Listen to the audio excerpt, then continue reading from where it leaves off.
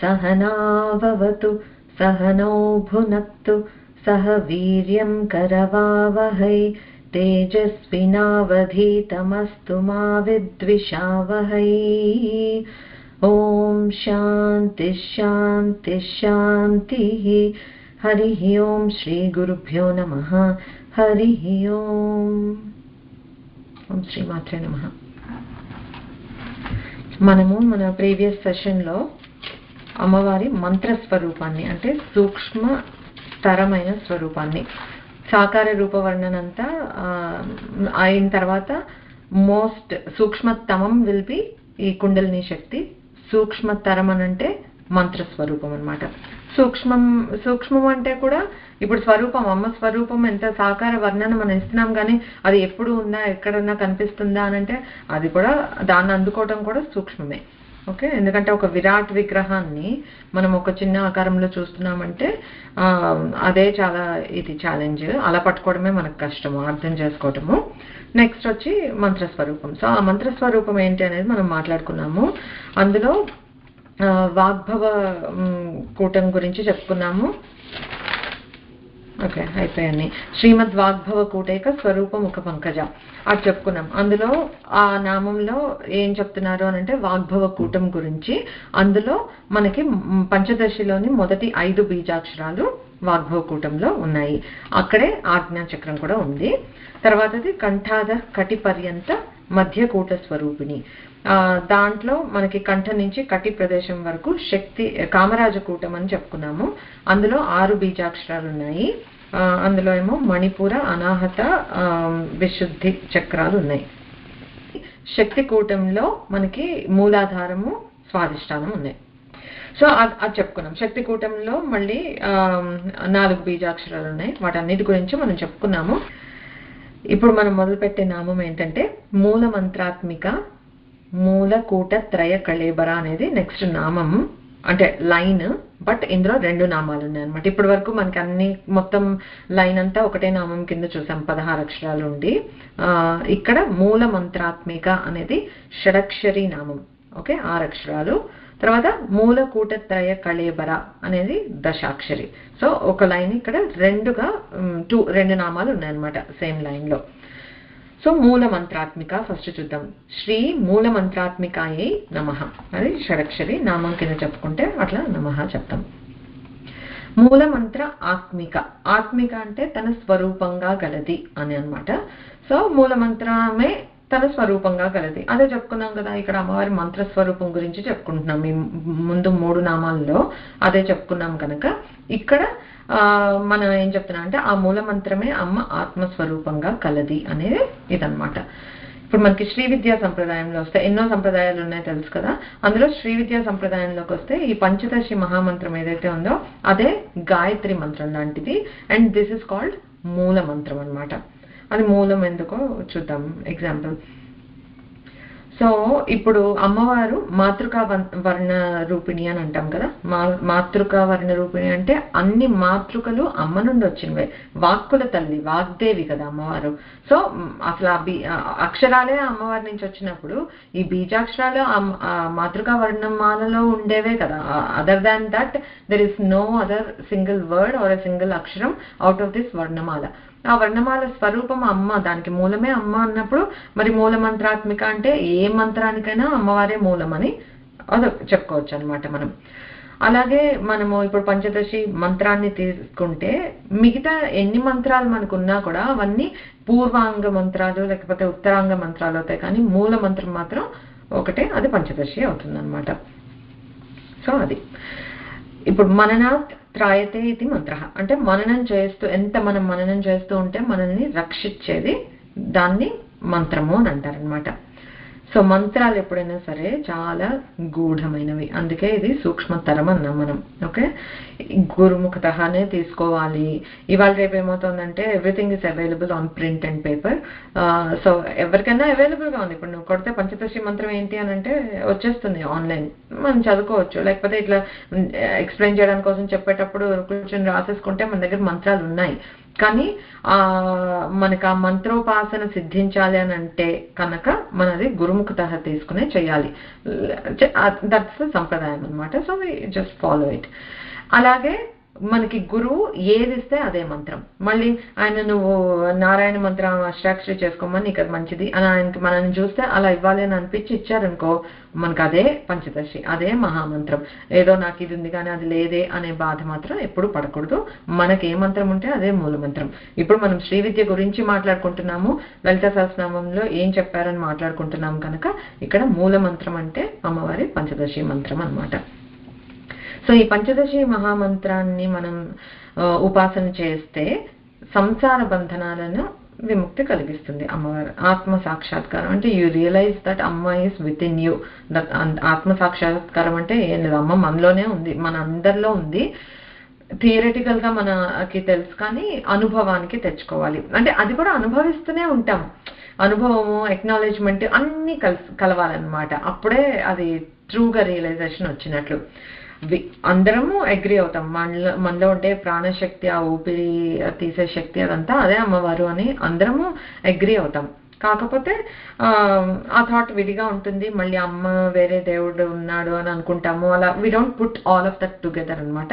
And అనుభవానికి తెచ్చుకోం, అది యాంత్రికంగా అయిపోతుంది. బ్రీతింగ్ హ్యాపెన్స్, మన ఇంటెన్షన్ ఉన్నా లేకపోయినా అది బ్రీత్ చేసేస్తుంటుంది. Body is taken care by Srimata, లోపల ఉంది. అందుకని మనం we don't sit to ponder who is behind this అనేది మనం ఆలోచించాం కనుక. బట్ అందుకని కూడా అమ్మ మూలం అనమాట. సో మనము ఒక అనుభవాన్ని పొందాలి అని అనుకోండి లైఫ్లో, సుఖం కానీ దుఃఖం కానీ. మనం ఒక జన్మ ఎత్తాము అని అంటేనే మనకేదో ఒక అనుభవాలు రాసి పెట్టున్నాయి. యూజువల్లీ మనుష్య జన్మ ఎత్తాము అని అంటే మనకి సుఖ దుఃఖాలు రెండు రాసి పెట్టే ఉంటాయి. మన ఎంత మంది లైఫ్స్ మనం చుట్టుపక్కల చూసినా ఒక్కళ్ళైనా ఉన్నారా ఒక బాధ పడకుండా లేకపోతే ఒక కష్టం చూడకుండా ఉండని మనిషి ఎవరైనా ఉన్నారా? అప్స్ అండ్ డౌన్స్ అనేది కామన్.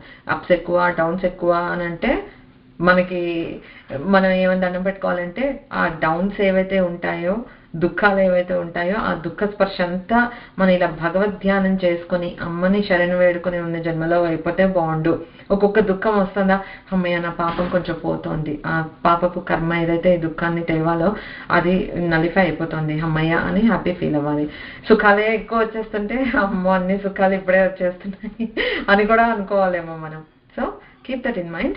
ఒక అనుభవం మనకి మైండ్ కాదు, అనుభవం వచ్చింది మనకి లైఫ్లో అని అంటే అది మనం చేసుకున్న కర్మల్ని బట్టే వస్తుంది. సో అనుభవాలకి మూలం ఏంటి? కర్మ. మన ఆలోచనలు రకరకాల ఆలోచనలు వస్తాయి, వాటికి ఏంటి? బుద్ధి మూలం. మళ్ళీ ఆ బుద్ధి కర్మానుసారిని అనమాట. సో ఆ కర్మ అలా అన్నిటినీ డ్రైవ్ చేస్తుంది చూడు. మళ్ళీ మన ఎగ్జిస్టెన్స్కి మనం ఈ ప్రపంచంలో ఎగ్జిస్ట్ అవుతున్నాము అని అంటే బ్యాక్ టు బ్యాక్ మనకి ఏదో ఒక కోరికలు, something is keeping us going కదా. ఆ ఇదే లేకపోతే మనం బ్రతకాలి అని అనుకోము, బ్రతకడానికి ప్రయత్నం చేయము. ఆ కోరికలు తీరాలని వెంపర్లాడటము, ఆ తీరాక వచ్చే ఆనందం, వీటి కోసం వీఆర్ చేసింగ్ ఫర్ దట్ ఆనందం అనే దానికోసం వెంట పడుతూ ఉన్నాం అనమాట. సో మన ఎగ్జిస్టెన్స్కి మూలం ఏంటి? ఆనందం. అట్లా మన పేరెంట్స్ కూడా ఆనందంగా మనం రావాలని అనుకున్నాం కనుక ఈ ప్రపంచంలోకి అనుకున్నారు కనుకే మనం వచ్చాం, అవునా? సో మన ఎగ్జిస్టెన్స్ ఇట్ సెల్ఫ్ ఆనందాన్ని వల్లే ఉందన్నమాట. సో అది అలాగా అన్నిటికీ ఏంటి? మూలం బ్యాక్ చూస్తే ఆ కర్మ అనమాట. మనం అంటే మళ్ళీ మనం రావటం వల్ల ఆనందం అని అనుకున్నారు మన పేరెంట్స్, మనం ఆ ఊమ్లో రావాలి అని అంటే కూడా ఏదో కర్మ, ఏవో ఇవి రిలేషన్ ఉంది మనకి పాత జన్మల నుంచి. అందుకే ఒక ఇంట్లో పుడతాము, ఒకరికి సిబ్లింగ్ గా పుడతాము, ఒకరికి కూతుర్లా పుడతాము, కొడుకుగా పుడతాము, అన్ని we get married to someone, అన్ని కర్మానుబంధాల వల్లే అవుతూ ఉంటాయి అనమాట. సో అన్నిటికీ మూలం అనేది కర్మ. సో మనం మాట్లాడుకున్నాము కర్మ క్షయం, వాసన క్షయం అమ్మ ఎలా చేస్తుంది. భండాసుర శూన్యక అంటే శూన్యపట్నంతో సహా అమ్మ తీసేసింది ఆ భండాసురుడి పట్టణాన్ని, అందులో ఉండే ఆడవాళ్ళని, పిల్లల్ని అని అంటే ఏంటి? వాసన క్షయం లేకుండా. సో మనకు కూడా అలానే కర్మక్షయం అయ్యేటట్లుగా ఈ మంత్రం హెల్ప్ అవుతుంది అనమాట. సో ఈ మూల మంత్రం అని చెప్పుకున్నాం, అమ్మవారే మూలము అని చెప్పుకున్నాం కదా. సో మనం ఒకటి ఉచ్చారణ చేస్తున్నాము బయటకి అని అంటే ఇదేంటి? మన వాక్కుకి ఒక అర్థం ఉంటుంది కదా. ఇప్పుడు మనం ఏదైనా ఒకటి మాట బయటకు చెప్పాలి అని అనుకుంటే ఫస్ట్ యాక్చువల్లీ వాక్కు కన్నా ముందు అర్థం ఉంది, రైట్?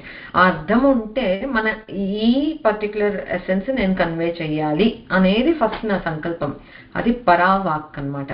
సో అంటే అది నాకు థాట్, ఇప్పుడు నేను ఇది మాట్లాడాలి అని అనుకున్నాం, అక్కడే నీకు అర్థం ఉంది.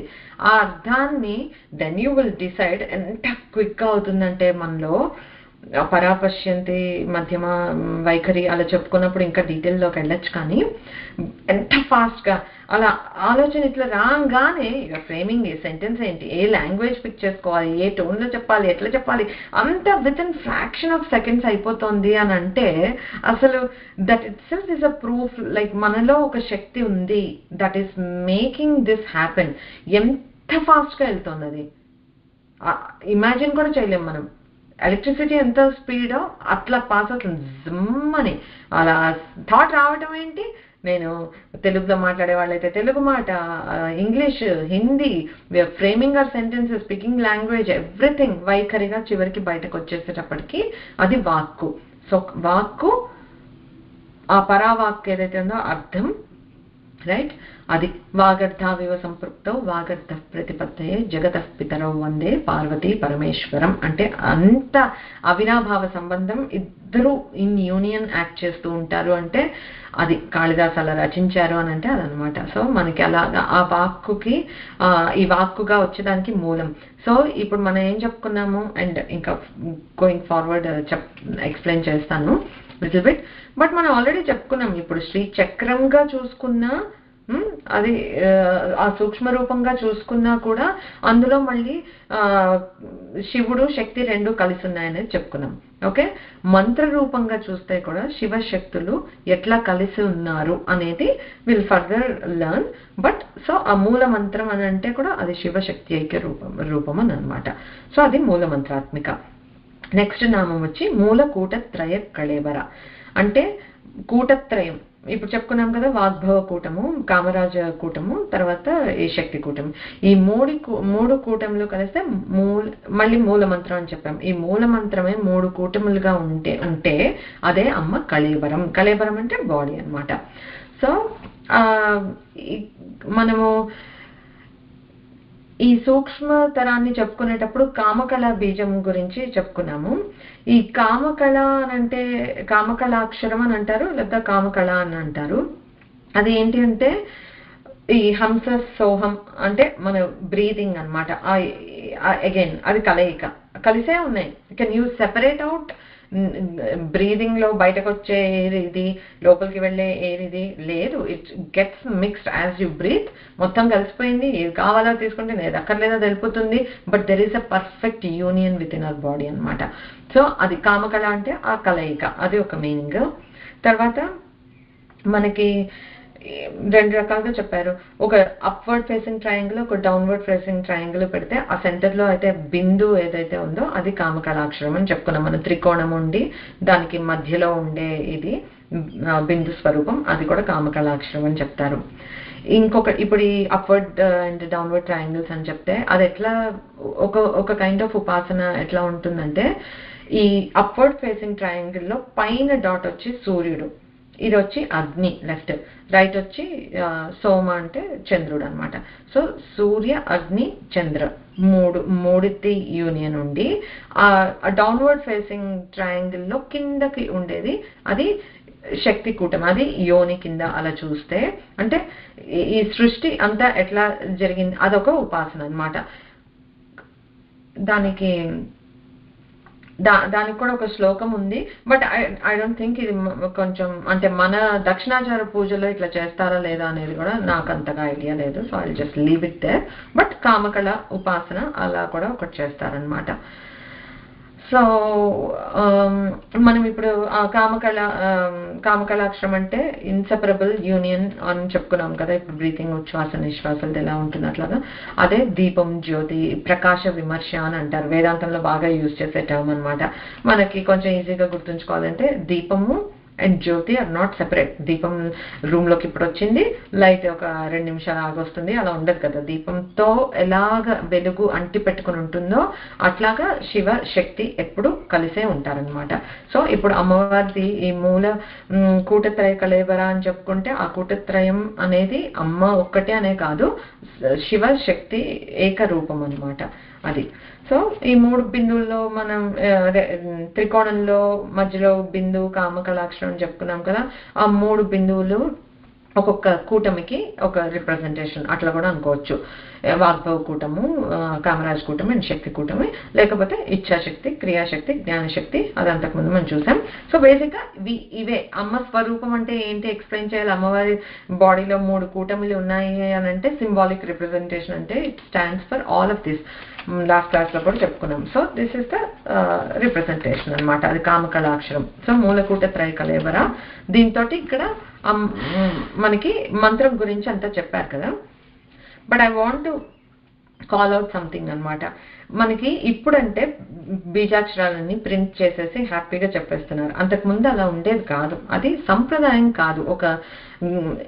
ఇప్పటికీ మీరు చూస్తే కనుక మనకి పెద్ద పెద్ద గురువు గారులు వాళ్ళు ప్రవచనాలు ఇస్తుంటే బీజాక్షరాలు సభలో చెప్పరు. ఓకే, ఇట్స్ నాట్ లైక్ వాళ్ళు నేను చెప్పకపోతే వాళ్ళకి తెలియదని కాదు, గూగుల్ చేస్తే అందరికీ తెలుస్తుంది. బట్ వాళ్ళు చెప్పరు. ఎందుకు అనంటే అది సభ మర్యాద కాదు, అంటే మన మంత్రానికి ఒక రెస్పెక్ట్ అట్లా ఇవ్వాలి కదా అని చెప్పేసి అది చెప్పరు. బట్ మనం తెలుసుకుందాము ఎట్లాగా ఏంటి అని. ఎందుకు అనంటే ఇట్స్ వెరీ ఇంపార్టెంట్. ఇప్పుడు మనకి జగద్గురు ఆదిశంకరాచార్యులు ఉన్నారు, ఆయనకేం మంత్రాలు తెలియక చెప్పకుండా ఏం లేదు కదా. కానీ ఈ ఎగ్జాంపుల్ ఎందుకు చెప్పాలనుకుంటున్నానంటే మనకి శ్లోకం లాగే కనిపించవచ్చు, డైసెక్ట్ చేయటము అవంతా మనకి చేత కాదు. ఎలా పెట్టేస్తారు అని అంటే ఫర్ ఎగ్జాంపుల్ ఇప్పుడు ఇది పంచదశి మంత్రమే ఉంది, అది మనకి ఎవరైనా గురువులు ఉపదేశం ఇస్తేనే చెయ్యాలి అనే రూల్ ఉంది. సో మనకి గురువులు ఎప్పుడు దొరుకుతారో ఉపదేశం ఇస్తారో లేదా తెలియదు మనకు అదంతా. సో దానికోసం ఎట్లా చెప్పాలి, ఒక అనుగ్రహం అనుకోవాలి. గురువుల అనుగ్రహం ఎట్లా ఉంటుంది అని అంటే అరే వీళ్ళ వరకు ఆ మంత్రం అనేది చేరుతుందో లేదో దాన్ని ఒక శ్లోకం లాగా పెట్టేద్దాం. ఓకే, అదే దాంట్లో ఉంటుంది, మీకు నాకు తెలియక్కర్లేదు దాంట్లో లోపల ఏముంది అని ఫుల్గా డైసెక్ట్ చేసేసి తెలుసుకోవాల్సిన అవసరం లేదు. ఆ టెక్నికాలిటీ మనకి ఇందులో ఉంది అని శాస్త్రవచనం మీద గురువచనం మీద నమ్మకం పెట్టుకుని ఆ శ్లోకాన్ని చదువుకుంటే చాలు, మనకు ఆ మంత్ర ఫలితం తప్పకుండా వస్తుంది. ఊరికే చెప్పారు కదా, అలాంటి ఒక example and how they derive it. అప్పుడు మనకు అర్థమవుతుంది. ఇప్పుడు చండీ సప్తశతి చూస్తే అదొక స్టోరీ చెప్తున్నట్లుంటుంది కదా. దాంట్లో ఏదో లేకపోతే స్వాహాకారం జోడించి ఒక హోమం ఎలా చేస్తాం మనం? హోమం చేయాలంటే మంత్రాలు బీజాక్షరాలు ఇవన్నీ ఉంటాయి కదా, అవేమీ లేకుండా ఒక కథలాగా పారాయణలాగా చేస్తూ హోమం ఎట్లా చేస్తున్నారు అని అంటే అందులో డీకోడ్ చేసుకుంటూ వెళ్తే బీజాక్షరాల సమూహం ఉందన్నమాట. సో అది ఎవరైనా చదవచ్చు. That way they made things easy. ఎందుకు అనంటే అనుగ్రహం అమ్మవారిది అందరికీ ఉండాలి అని భావించి దాంతో చేసింది అనమాట. So I want to give this example ఎట్లా పెట్టారో అనేది. సౌందర్య లహరిలో ఆదిశంకర్లు శివశక్తి కామః क्षितिरथरविशीतकिरणः स्मरोऽहं सशक्र तदनु च परामारहरयः अमीरुल्लेखाभिः तिसृभिरवसानेषु घटिताः भजन्ते वर्णास्ते तव जननि नामावयवताम्. సో ఇందులో గురుగారు ఎలా పెట్టారు అని అంటే శివశక్తి కామః క్షితి, ఇది మొదటి ఈ కూటమి అనమాట. అన్ని ఆయన కలిపి ఎలా చెప్పారో చూద్దాం. శివ అంటే ఒక్కొక్క పదానికి, ఈ శ్లోకంలో ఉన్న ఒక్కొక్క పదానికి అసోసియేటెడ్ బీజాక్షరాలు చూస్తే శివ కకారం, శక్తి ఏకారం, కామః ఈకారం, క్షితి లకారం. ఓకే, కా ఏ ఈల మనకి ఉన్న వాగ్భవ కూటంలో ఉన్న 4 అక్షరాలు. ఓకే, 5 ఉన్నాయి, 4 ఇక్కడ చెప్పారు కదా, 4. తర్వాత శివశక్తి కామః క్షితి వరకు చెప్పుకున్నాం. తర్వాత రవి శీతకిరణః స్మర హంస శక్ర. సో ఇవి 5 తీసుకుంటే రవి అంటే సూర్యుడు హకారము, శీతకిరణ అంటే చంద్రుడు సకారం, స్మర అంటే మన్మధుడు కకారం, హంస హకారం, శక్ర అంటే ఇంద్రుడు లకారం. హస క హ ల 5 అక్షరాలు. ఇది కామరాజ్ కూటం. అంటే చూస్తే శ్లోకంలాగే ఉంది, బట్ దాన్ని డీకోడ్ చేసుకుంటే అందులో బీజాక్షరాలన్నీ పెట్టేసి ఎట్లా చెప్పారో చూడండి. స్మరో హంస చక్ర తదనుచ అంటే ఆ తర్వాత పరామార హరయ అన్నారు. అంటే పరా అంటే పరాశక్తి సకారము, మార మన్మధుడు కకారము, హరి విష్ణు లకారం. సో సకల 3 అక్షరాలు అయ్యాయి. ఇప్పుడు అన్నిటికీ చివర్లో ఒక హ్రీంకారం ఉందని చెప్పుకున్నాం కదా, అది ఎలా చెప్పారు? అమీహృల్లేఖాభిహి. ఓకే, తిసృభి అవసానేషు ఘటిత. అవసానేషు అంటే లాస్ట్ లో, అన్నిటికీ ఈ 3 ఖండాలకి అవసానంలో అంటే చివర్లో హృల్లేఖ అంటే హ్రీంకారము, దాన్ని జోడిస్తే అదే పంచదశి. భజంతే వర్ణాస్తే తవజని నామా వయవతాం. అంటే తల్లి ఈ 3 ఖండాలకి అంటే ఈ నామాలు ఏవైతే చెప్పారు కదా వీటన్నిటికీ చివర్లో హ్రీంకారాన్ని జోడిస్తే అదే పంచదశి. సో మనం అట్లా డీకోడ్ చేసుకుంటే ఈ శ్లోకంలో పంచదశి మంత్రం మనం చెప్పినట్లే, రైట్? ఆ నమ్మకం మనం పెట్టుకోవాలన్నమాట. అందుకని సౌందర్యలహరి చదువుతుంటే ఏదో పారాయణ చేస్తున్నామని అనుకోకూడదు. ఇందులో మనకి తెలియని ఎన్నో శక్తి బీజాక్షరాలు ఎన్నో ఉన్నాయి. గురుగారు మనకు అనుగ్రహించి ఇచ్చారు. ఇది చదువుకోవడం కూడా మన అదృష్టం అని అనుకుని అంత శ్రద్ధగా చక్కగా చదువుకోవాలన్నమాట. ఎప్పుడు ఏ ట్యూన్లో పాడుతున్నామా లేకపోతే అవేమీ పెట్టుకోకూడదు. ఒకటి ఫస్ట్ ప్రొనౌన్సియేషన్ కరెక్ట్గా రావాలి. ఎందుకంటే ఇప్పుడు శివశక్తి కామహ క్షితి అలా ప్రతిదానికి ఒక మీనింగ్ ఉన్నప్పుడు అదేదో ప్రింటింగ్ మిస్టేక్ అయిపోయి క్షతి అయిపోతే నీకు బ్రేక్ అయిపోయింది కదా, కరెక్ట్గా రావట్లేదు. అందుకని when we are learning we have to make sure we are learning it the right way. అందుకే గురుముఖత అనేది అందుకే బాగా తెలిసిన వాళ్ళ దగ్గర నుంచి మనం తెలుసుకుంటే కరెక్ట్గా నేర్చుకుంటాం, లేకపోతే అంత ఫలితం రాదు. స్టిల్ మన ప్రయత్నానికి నమ్మకానికి వచ్చే ఫలితం ఏదో వస్తుంది, కానీ ఈ మంత్రాక్షరాలు ఫలించాలి అని అంటే కనుక మన ప్రొనౌన్సియేషన్. అందుకే ఏ పారాయణ చేస్తున్నా ఏ శ్లోకం నేర్చుకుంటున్నా ప్రొనౌన్సియేషన్కి అట్మోస్ట్ ఇంపార్టెన్స్ ఇవ్వండి. ఎందుకంటే డోంట్ రష్, నేను ఇప్పుడు ఇది నేర్చేసుకోవాలి అది నేర్చేసుకోవాలి ఏమీ అక్కర్లేదు. ఒక్కటే పట్టుకొని తరించిపోవచ్చు మనం. లలితా సహస్ర సౌందర్యలహరి వరకు కూడా వెళ్ళక్కర్లా. లలితా సహస్రనామంలో ఎన్నున్నాయో చెప్పుకుంటున్నాం. ఇవి ఊరికే అడిషనల్ ఎగ్జాంపుల్స్ చెప్పుకుంటున్నాం మనం ఎస్టాబ్లిష్ చేయడానికి. లలితా సహస్రనామంలో ఇది రిఫరెన్స్ ఉంది అట్లా చెప్పుకుంటున్నాం తప్పితే లలితా సహస్రనామం ఒకటి పట్టుకొని తరించిపోయిన వాళ్ళు కూడా ఉన్నారు.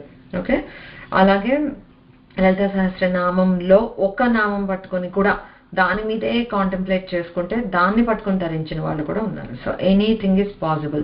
కావాల్సింది అత్యంత విశ్వాసం అమ్మవారి మీద, చేసే పని మీద శ్రద్ధ భక్తి అన్నారు. అందుకే అవి ఉంటే కనుక ఇది ఉంటుంది. బట్ అట్లా నిక్షిప్తమై బీజాక్షరాలు ఉంటాయన్నమాట ఈ మనకు. అందుకే పెద్ద పెద్ద గురువుల నుంచి వచ్చిన శ్లోకాలు స్తోత్రాలు అని అంటే ఫుల్లీ లోడెడ్ అట్లా పెట్టుకోవాలి మనం. అది సంగతి. సో అర్థమైంది కదా ఇప్పుడు ఎలా ఉంటుందో. ఇంకొక మీనింగ్ చెప్తాను. అంటే ఇంకొకటి ఇట్లాంటిదే శ్లోకం ఒకటి ఉంది. ఏమంటే ఇందులో ఇలా లేదు, లిటిల్ డిఫరెంట్గా ఉంది. కామో యోని కమలా వజ్రపాణి గుహాహస మాతరశ్వాభ్ర మింద్ర పునర్గుహా సకలా మాయయ పురుచేష విశ్వమాతాది విద్య. విశ్వమాత అయిన అమ్మవారి విద్య ఎట్లా ఉంది అని అంటే కామో అంటే క, యోనిహి అంటే ఏ, కమల ఈ, వజ్రపాణి లకారం, గుహ హ్రీం గుహ గుప్తం అది మాయా బీజం అవన్నీ హృల్లేఖ ఏవన్నా హ్రీంకారం. సో గుహ హ్రీం, హస హ స అక్షరాలే పెట్టేశారు.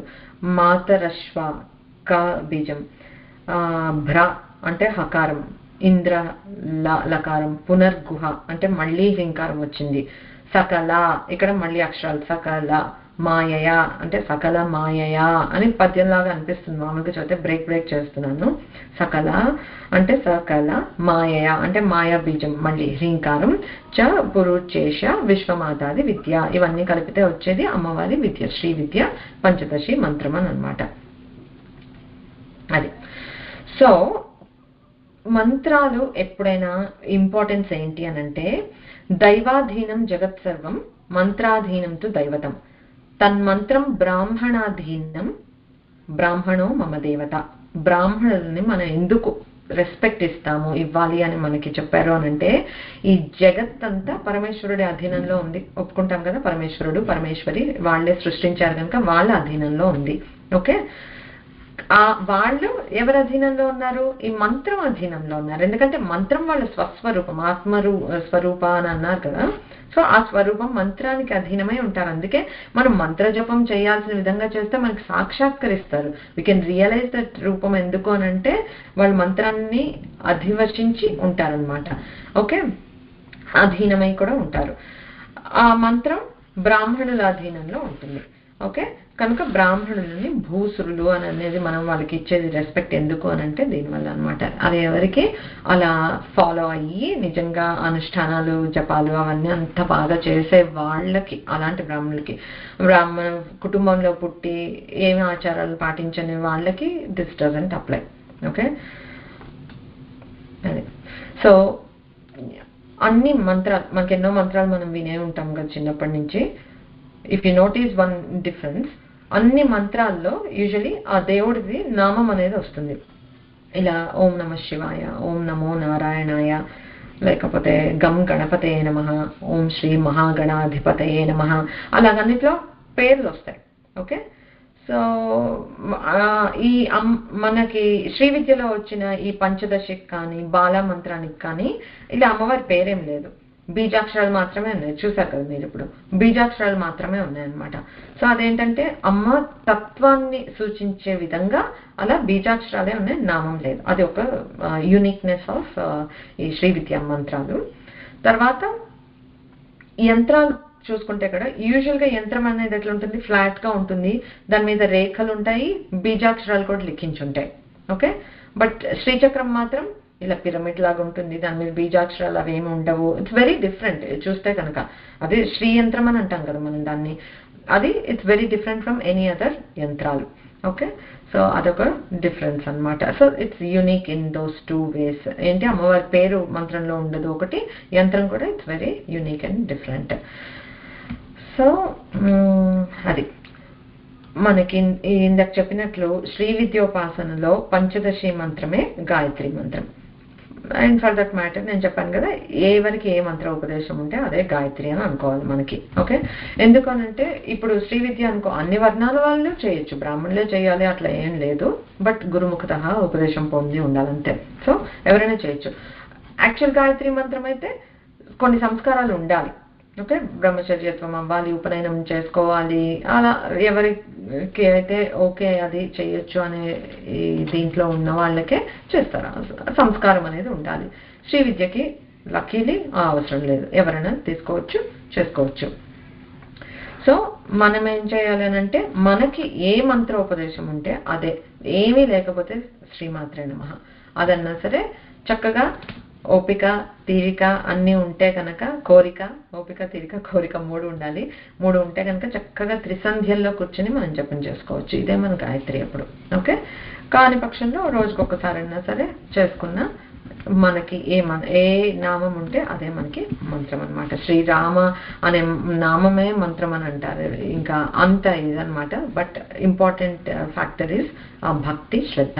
ఓకే, అయితే మన మంత్రాన్ని చేసుకుంటాం కరెక్టే. ఓకే, మంత్రాలు బీజాక్షరాలు ఉంటాయి. ఇప్పుడు ఈ శ్లోకాన్ని తీసుకొని దీన్ని బ్రేక్ చేసి, లేకపోతే ఇంత ఈ మంత్రాల గురించి ఈ రోజుల నుంచి చెప్పుకుంటున్నాం మనం ఎందుకు అనంటే, నార్ధ జ్ఞాన విహీనం చ శబ్దస్యోచ్చారణం ఫలతి, భస్మని వన్హి విహీనేన న ప్రక్షిప్తం హవిర్జ్వలతి.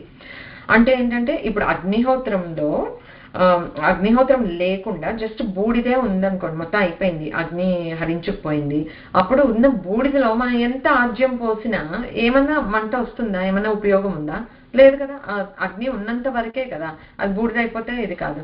అలాగే అర్థవిహీనంగా అంటే ఈ ఏమంటారు, ఇప్పుడు ఈ మంత్రం చెప్తున్నాము, ఆ మంత్రం వెనక ఉన్న శక్తి ఏంటి, ఆ తత్వం ఏంటి, అవన్నీ తెలుసుకునే అనమాట. ఇప్పుడు బీజాక్షరానికి మీనింగ్ అనే తత్వము, ఎవరు ఉన్న దేవత ఏంటి, ఆ తత్వం ఏంటి అనేది మనం తెలుసుకుని ఆ మంత్రం చేస్తే దానికి ఇది ఉంటుంది. లేకపోతే బూడిదలో నెయ్యి వేస్తే ఎంత ఫలితమో అదేమీ తెలుసుకోకుండా మనకి దొరికింది మంత్రం, దీన్ని చేసేద్దాము అని అంటే దట్ షోస్ భక్తి శ్రద్ధ ఇస్ ల్యాకింగ్ అని. ఎందుకంటే ఉంటేనే కదా మనం అరే మనకి ఇంత దొరికింది అని అంటే ఇంకా తెలుసుకోవాలి అని మనకు అనిపించింది అని అంటే అది భక్తి శ్రద్ధలు ఉన్నాయని. మనకు మంత్రం వచ్చేసింది, ఇంకా అంటే మంత్రం చెప్పం నెక్స్ట్ స్టెప్. అది ఎప్పుడు నీకు తత్వం అంతా అర్థమైపోయినప్పుడు, ఓకే నాకు ఇంకా పారాయణలు ఇంక ఇవేం అక్కర్లేదు, నాకు తెలిసిపోయింది తత్వము అన్నాక ఆ బీజాక్షరాన్ని, అప్పుడు ఆ బీజాక్షరం కూడా అక్కర్లేదు నన్ను అడిగితే. బట్ అలాంటి వాళ్ళకి వేరేమో. కానీ మనం ఒక మంత్రాన్ని తీసుకుని ఉపాసన చేస్తున్నాము అని అంటే దాని బిహైండ్ ఉన్న దేవత పరమార్థం ఏంటి, తత్వం ఏంటి అనేది తెలుసుకొని చేయాలి. లేకపోతే ఉత్తిగా ఉచ్చారణ చేయటం వల్ల ఏమి ఫలితం ఉండదు అని చెప్తున్నారు అనమాట. సో అందుకని మనం చేస్తున్న ఇప్పుడు ఎఫర్ట్ ఏంటి అని అంటే ఆ పంచదశి మంత్రానికి ఉన్న మూల పరదేవత అయిన లలితా పరా భట్టారిక అమ్మవారి గురించి తెలుసుకుంటున్నాం. That's the process. అంతా తెలుసుకున్నాక తెలుస్తుంది మనకి చేతిలో ఉన్నదాని ఎంత వాల్యూ, అసలు ఈ జన్మలో అమ్మ పేరు ఎత్తుతున్నాము అని అంటేనే మనం ఎంత అదృష్టం చేసుకున్నాము. అలాంటివన్నీ మనకు అర్థమయ్యి ఇంకా మోటివేటెడ్గా ఇంకా హ్యాపీగా ఫీల్ అవుతాం అనమాట. సరే, ఇప్పుడు ఏమొస్తుంది అమ్మవారి మంత్రాన్ని ఉపాసన చేస్తే అనంటే ఆయుష్కరం పుష్టికరం పుత్రదం వశ్యకారకం విద్యాప్రదం కీర్తికరం సుఖవిత్వ ప్రదాయకం సర్వసంపత్ప్రదం సర్వభోగదం సర్వసౌఖ్యదం సర్వాభీష్టప్రదం చైవ దేవీ నామ శతత్రయం. ఇది దేవి నామ శతత్రయం అన్నారు కదా. I don't know if you know about Trishati, Lalita Trishati అని ఉంది. అది 300 నామాలు ఉంటాయి అనమాట అమ్మవారికి.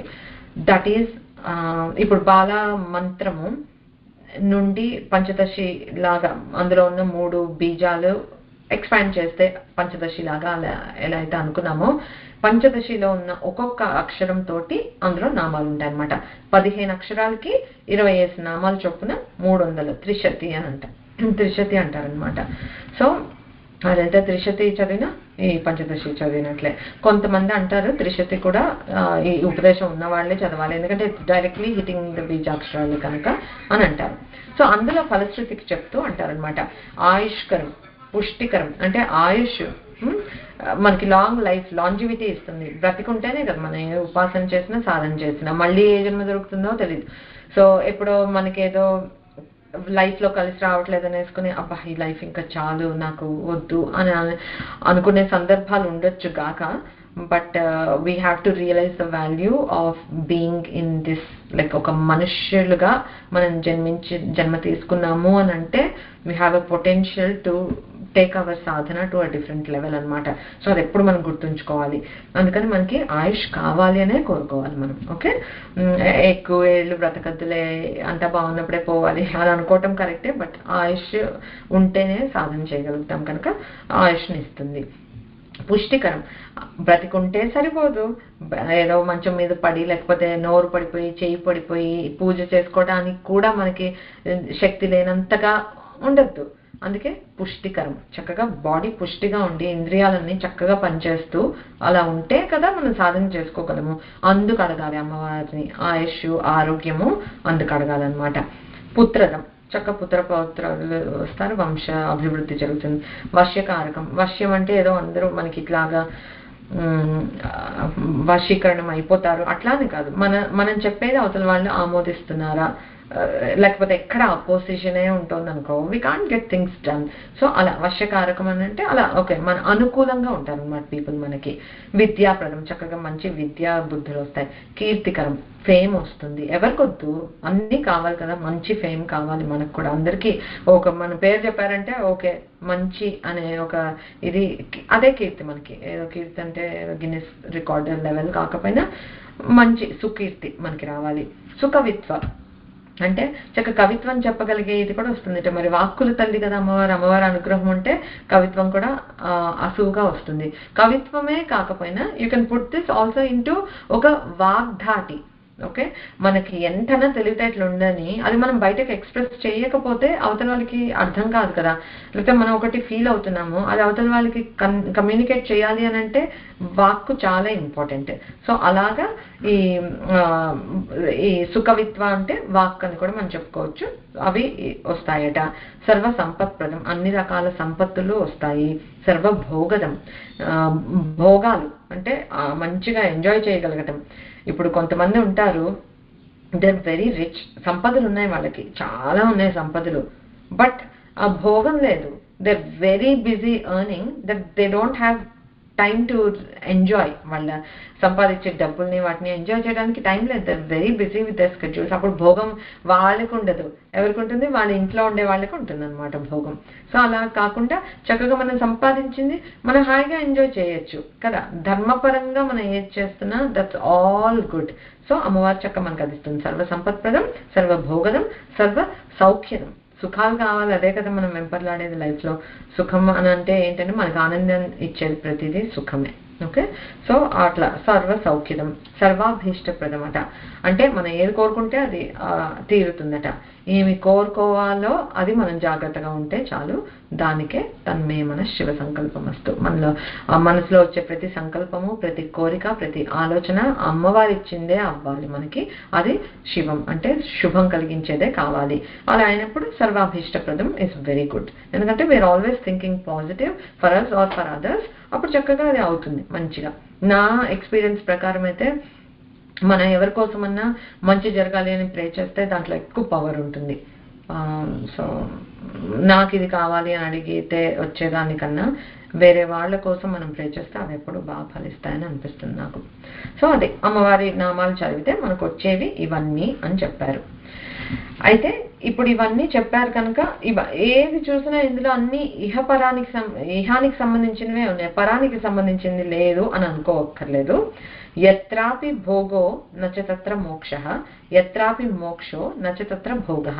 యూజువల్గా ఉండే సేయింగ్ ఏంటి అని అంటే, ఎక్కడ భోగాలు ఉంటాయో అక్కడ మోక్షం ఉండదు. అంటే భోగం ఇచ్చే దేవుడు మోక్షం ఇవ్వలేడు, మోక్షం ఇచ్చే దేవుడు భోగాలు ఇవ్వలేడు అని.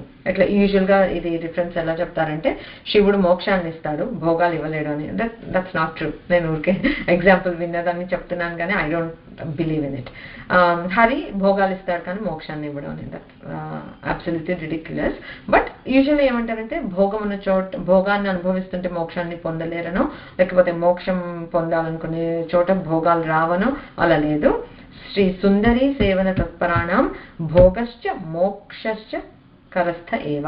అంటే సుందరి విద్య అంటే శ్రీ విద్య ఇది చేసే వాళ్ళకి, సేవన తత్పరాణం తత్పరులకి అంటే అమ్మ తప్పిస్తే మనకి ఇంకోటి లేదు అని అనుకుని అంత ఇదిగా చేసే వాళ్ళకి భోగాలు ఇస్తుంది, మోక్షము ఇస్తుంది, అన్నీ ఇస్తుంది అనమాట అమ్మవారు. భోగాలు ఇచ్చి ఇచ్చి ఇచ్చి ఇంకా నాకు ఈ భోగాలు ఏం అక్కర్లేదు తల్లి అనే స్టేట్కి అమ్మే తీసుకెళ్తుంది మనల్ని. అది మనము ఇప్పుడు ఇందాక వాక్కు అర్థము లేకపోతే శ్రీచక్రంలో అన్నిట్లో శివశక్తికి రూపం అని ఎట్లా చెప్పుకుంటున్నాం కదా, అలాగే ఈ శ్రీ విద్యలో ఎట్లాగా మంత్రంలో ఎలాగుంది అని అంటే, ఏతత్ విజ్ఞాన మాత్రేన శ్రీ విద్యా సిద్ధిదా భవేత్ కత్రయం హద్వయం చైవ శైవ భాగో ప్రకీర్తితః శక్త్యక్షరాణి శేషాని హ్రీంకారం ఉభయాత్మకః. క్లియర్గా చెప్పారు. ఏమని? కత్రయం హద్వయం అంటే 3 కకారాలు 2 హకారాలు, అవి 5 కలిపి శివాత్మకం. ఓకే, కత్రయం హద్వయం చైవ శైవ భాగో ప్రకీర్తితః, అవి శివ భాగం అన్నమాట. తర్వాత ఏమన్నారు? శక్త్యక్షరాన్ని శేషాన్ని, మిగతావన్నీ శక్తి అక్షరాలు. అంటే ఏంటి? 7 అక్షరాలు మిగిలే, అవి శక్తి అక్షరాలు అనమాట, శక్త్యాత్మకం. తర్వాత 3 హ్రీంకారాలు ఉన్నాయి కదా, హ్రీంకారం ఉభయాత్మక, ఇద్దరి శక్తి కలిసింది హ్రీంకారం. సో అగైన్ చూసాం కదా, మళ్ళీ ఎక్కడ చూసినా మనకి లలితా సహస్రనామంలో కానీ అసలు శ్రీ విద్యలో కానీ అసలు అమ్మవారు అంటేనే అది అంటే ఇంకా వేరే ఏ దేవతా స్వరూపాలకి లేనిది అమ్మ దగ్గర ఉన్నది ఏంటంటే ఆ అర్ధనారీశ్వర తత్వము. ఇద్దరూ ఒకటే, ఇన్సెపరబుల్ అనమాట. సో అలాగా ఈ మంత్రంలో కూడా ఇలా అక్షరాలు శివ భాగము శక్తి భాగము రెండు ఉభయాత్మకము అన్ని కలిపి ఉన్నాయన్నమాట. నెక్స్ట్ ఇక్కడి నుంచి 9 వర్సెస్ ఉన్నాయి. ఒక్కసారి అవన్నీ చదువుతాను. నామాలేమో 22 నామాలు అవుతాయి, ఎందుకంటే ఇందులో డిఫరెంట్ నామాలు. మొత్తం లైన్ ఒక నామం అలా లేదు గోయింగ్ ఫార్వర్డ్. కులామృతైక రసిక కుల సంకేత పారిణి కులాంగన కులాంతస్థ కౌళిని కులయోగిని అకులా సమయాంతస్థ సమయాచార తత్పర మూలాధారైక నిలయ బ్రహ్మగ్రంథ విభేదిని మణిపురాంతరులిత విష్ణు గ్రంథి విభేదిని ఆజ్ఞాచక్రాంతరాలస్థ రుద్రగ్రంథి విభేదిని సహస్రారాంబుజారూఢ సుధాసారాభివర్షిణి తటిల్లతా సమరుచి షట్చక్రోపరి సంస్థిత మహాశక్తి కుండలిని విసతంతు తనీయసి. ఈ 9 lines they're talking about kundalini అనమాట. సో రాబోయే couple of weeks at least are going to be a deep dive into kundalini శక్తి మన బాడీలో ఎలా పనిచేస్తుంది. నిజంగా మనము దాన్ని జాగృతి చేసుకోగలమో ఈ జన్మలో లేదో నాకు తెలియదు, కానీ అర్థం చేసుకోగలిగితే మాత్రం వెరీ గొప్ప శక్తి మనలో ఉందా, ఇట్లా పనిచేస్తుందా అని తెలుసుకుంటే కూడా చాలా బాగా అనిపిస్తుంది. So will focus on that. నామాలుగా చూస్తే ఇది ఎట్లా ఉందంటే కులామృతైక రసిక కుల సంకేత పాలిని కులాంగన కులాంతస్థ కౌళిని కులయోగిని అకుల సమయాంతస్థ సమయాచార తత్పర మూలాధారైక నిలయ బ్రహ్మగ్రంథి విభేదిని మణిపురాంతరుదిత విష్ణుగ్రంథి విభేదిని ఆజ్ఞాచక్రాంతరాలస్థ రుద్రగ్రంథి విభేదిని సహస్రారాంబుజారూఢ సుధాసారాభివర్షిణి తటిల్లత సమరుచి షట్చక్రోపరి సంస్థిత మహాశక్తి కుండలిని బిసతంతు తనీయసి. ఒక నామం మహాశక్తి కుండలిని బిసతంతు తనీయసి. సో మొత్తం 22 నామాలు అవుతున్నాయి ఈ 9 లైన్స్. ఇవన్నీ కుండలిని గురించి చెప్తున్నాను అనమాట. కొద్దిగా మీకు కొంచెం స్లోగా అనిపించిన లెటస్ ట్రై టు అండర్స్టాండ్ అసలు కులం అంటే ఏంటి. ఎందుకంటే ఇంకెప్పుడు కదా అవకాశం దాటేయచ్చు ఫాస్ట్గా, కానీ దాటేస్తే మళ్ళీ రాము కదా. So let's deep dive a little bit. So first నామం వచ్చి ఈ నామాలు ఇదంతా ఒక నామాలు గుర్తిగా తీసుకుంటే ఫస్ట్ నామం వచ్చి కులామృతైక రసిక అష్టాక్షరి నామం. శ్రీ కులామృతైక రసికాయై నమః. కులమునకు సంబంధించిన, ఓకే, కులం అంటే ఏంటి అనేది చూద్దాం, because it's very important to understand also. అమృతం ఏకరసిక అంటే దాని పట్ల చాలా ఆసక్తి కలిగి ఉంటుందట. అమృతం పట్ల ఆసక్తి. ఏ అమృతం? కులానికి సంబంధించిన అమృతాన్ని పట్ల ఆసక్తి కలిగి ఉంటుంది, అదే అమ్మవారు. ఇప్పుడు కులము అని అంటే మల్టిపుల్ మీనింగ్స్ ఉన్నాయి, కొన్ని చూద్దాం. అది యూజువల్గా నేను అది ఏదైనా టాపిక్ ఉంటే ఆపద్దు అని అనుకుంటాను, కానీ ఇది కంపల్సరీ బ్రేక్ ఇవ్వాల్సి వచ్చేటట్టే ఉంటుంది ఇవాళ, ఎందుకంటే it's a lot to cover. So చూద్దాం ఎక్కడి వరకు వెళ్తున్నాం. ఒక మీనింగ్, ఫస్ట్ మీనింగ్ కులం అని అంటే ఏంటంటే వంశం, వంశాన్ని కులం అంటారు. కుల గురువు, కుల దైవము అని అంటే ఏంటంటే మన వంశానికి సంబంధించిన అన్నట్లు. సో ఈ కులం దాంట్లో 2 రకాల వంశాలు ఉన్నాయన్నమాట. పితృవంశం లేదా పైతృక వంశం అని అంటారు. రెండోది గురువంశం లేదా విద్యా వంశం అని అంటారు అనమాట. పితృవంశం అంటే మనందరికీ తెలుసు, మన తల్లిదండ్రులు, ముత్తాతలు వాళ్ళందరూ మన 4 fathers మొత్తం, అది మన పితృవంశం అంటే ఆ లీనియేజ్ అనమాట. తర్వాత గురువంశం. గురువంశం అంటే ఏంటి? మనకి స్వగురువు, పరమగురువు, పరమేష్టి గురువు, అలా మన గురు పరంపర చెప్పుకుంటూ వెళ్తే మళ్ళీ సదాశివ సమారంభం లేకపోతే నారాయణ సమారంభం వరకు అక్కడ భగవంతుడికి ఎండ్ అవుతుంది అనమాట. అదంతా మనకి గురువంశం. ఎందుకంటే ఆ పరంపరలో వచ్చిన జ్ఞానం ఇంతవరకు ఈ కలియుగంలో కూడా ఈ మాత్రం వచ్చింది కనుక మనం ఇవాళ కూర్చుని అమ్మ గురించి మాట్లాడుకోగలుగుతున్నాం. ఇంకా ఫ్యూచర్ ఎట్లా ఉంటుందో, పరంపర will always continue because this has been సనాతనం. మనం మరీ అంత బాధపడిపోకర్లేదు కలియుగంలో పోతుందేమో అని. ఎప్పటికప్పుడు మన సనాతన ధర్మాన్ని నిలబెట్టడానికి గురువులు వస్తూనే ఉంటారు. ఓకే, ఏంటి మోసాలు లేకపోతే సనాతన ధర్మం పేరు మీద చేసే ఇవి చీటింగ్ అలాంటివి కూడా ఎక్కువ అవ్వచ్చు. మన చుట్టూ చూస్తూ ఉంటాయి. ఇప్పుడు గురువు పేరు తీసుకొని మోసాలు చేస్తున్న వాళ్ళు మన చుట్టూ ఎంతమంది ఉన్నారు, బిజినెస్ చేసే వాళ్ళు ఎంతమంది ఉన్నారు, అవన్నీ కూడా చూస్తుంటాం. కలియుగంలో ఎక్స్పెక్ట్ చేయాలి అవన్నీ, బట్ కరెక్ట్ గురువులు కూడా వస్తారు. And we are very lucky. మనకి ఇప్పుడు అసలు మనం పెరిగేటప్పుడు ఎట్లా ఉందో నాకు తెలియదు. కంచి మహాస్వామి వారు అలా ఉన్నారు. వాళ్ళు అనుగ్రహ భాషణాలు ఇచ్చారు. కానీ అప్పుడు మీడియా, సోషల్ మీడియా ఇంత అడ్వాన్స్డ్ గా లేదు, టెక్నాలజీ ఇంత అడ్వాన్స్ లేదు కనుక మన పేరెంట్స్ వరకు అసలు అవన్నీ చేరాయా లేదా, నిజంగా అక్కడ వెళ్ళి ఉండి దగ్గరుండి తీసుకునే వాళ్ళకే అవకాశం ఉందేమో. మనకి ఇప్పుడు అలా కాదు. ఎంతమంది ప్రవచనకర్తలు ఉన్నారు, ఎంత విజ్ఞానాన్ని కాచి వడబోసి సింపుల్ లాంగ్వేజ్ లో మనకి అసలు ఇట్లా అర్థమయ్యేటట్లుగా ఎట్లా చెప్తున్నారు. అసలు ఎంత అదృష్టం మనకి ఈ ప్రపంచంలో, ఈ టైం ఆఫ్ ద కలియుగంలో మనం ఉన్నాము అని అంటే అది నిజంగా మన అదృష్టం. It's available.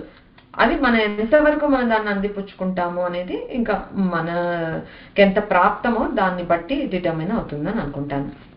సో గురువులు చాలా ఇంపార్టెంట్. మనకి ఒక ఫిజికల్ బాడీ అంటే ఇప్పుడు మనము ఒక ఇంట్లో పుట్టాము, ఒక తల్లిదండ్రులకి పుట్టాము, ఈ ఫిజికల్ బాడీ అని అంటే అది మనకి ఒక పితృవంశం ద్వారా వచ్చింది అని అనుకోవచ్చు.